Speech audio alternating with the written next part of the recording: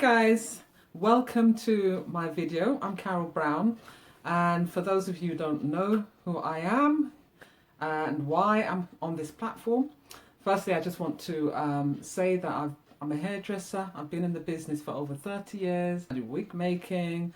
I've had my businesses. I'm self-employed, so I just want to share with you how to start a hairdressing business, because for a lot of you it is quite, if you don't know what you're doing, it can be quite difficult.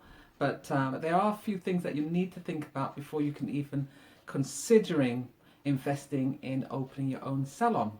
So I'm here to show you a few tips. So just follow me, and by the way, subscribe. This is all new to me. I have to be saying subscribe to my channel. So if you do that, because what I'll be doing, I'll be taking you through this step by step. We'll be starting off with exactly what you need to think about before you even start your business plan, and then we're going to be taking you through each step as we go along, through the planning stage, through obviously the purchasing of equipment, and also the hairdressers, because a lot of people find it difficult finding the right hairdressers, so it'll be taking you through that. Okay, so here we go. Tip number one. The first thing before you can even consider writing up a business plan, I would say you need to look at yourself. You need to ask yourself, first of all, do you have experience in the hairdressing business? Have you had any, even just the slightest of doing people's hair at home, doing your family's hair? Are you also someone who is patient? Do you have patience, time to listen? Do you have good listening skills, so you can actually listen to what people actually want? Good customer service, so all that really does matter at the beginning stages. The other thing that you need to know is, can you work long hours? Because in the hairdressing business, whether you can do hair or not, it can be a long day. You could start at 8 or 9 and you may finish at 9 p.m, 10 p.m, especially on the late nights. So you have to ask yourself, are you going to be dedicated to be able to stay and have that period of time to be in the salon and less time at home during the day? Because that's what it's going to take. The other thing I would ask you to do is ask yourself whether or not you're a type of person that likes your holidays, you like a lot of time off and things like that. Because a lot of people believe that being self-employed means you're going to have your own time, flexible time.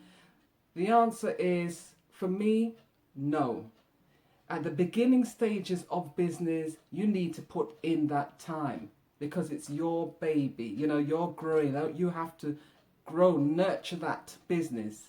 And to start off, it needs a lot of you. Someone else cannot run the business as best as you. You have to know your business.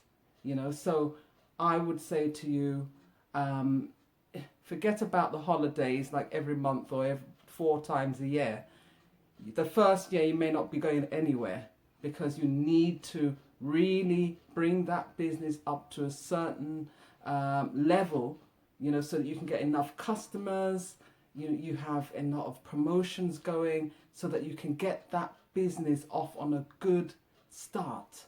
So you cannot be flying off anywhere or taking a break. No, so I started my business as a mobile hairdresser.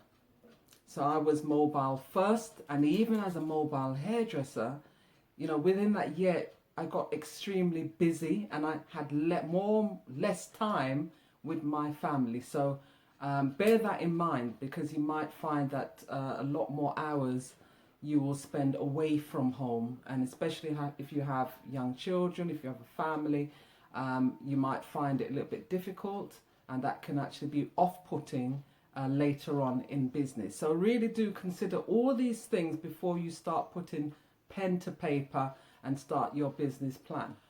A very good support network is going to be a big help. It's going to be needed because you're going to have good friends, supportive friends, friends that understand the type of business that you're going to be in. Because I found with my early stages, I've lost some friends because of my long hours. And obviously in times when you need to meet up, people have to be understanding. So you will lose friends along the way. You will have those who are very supportive, that understand, that will stay with you. Also your family network. You need to have that support from your family, whether it's your immediate family or extended family, but having that support will, obviously it will go a long way, because especially if you have young children, it is going to be difficult if you don't have that support. Now, the other thing is standing on your feet. Are you willing to stand on your feet for hours and hours and hours? Because, in this business, believe me, you have to stand on your feet and you've got to get used to it. I've seen people with swollen ankles over the years because they could not stand for a long period of time. So just consider this as well, because even if you decide that you're not going to be actually doing hair, even as the manager, you still need to be able to stand on your feet for a period of time, to service your clients. You need to be able to also work under pressure.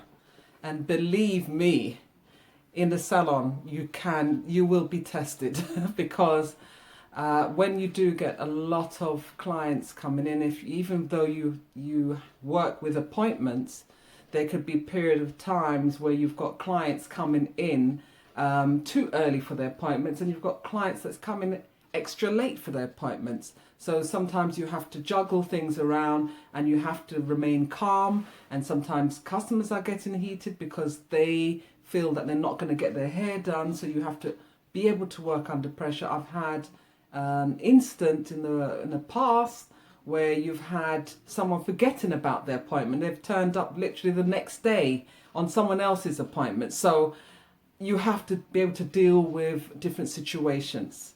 So those are my tips. And don't forget, you need to have a look at my 100% au naturel hair products for all hair types.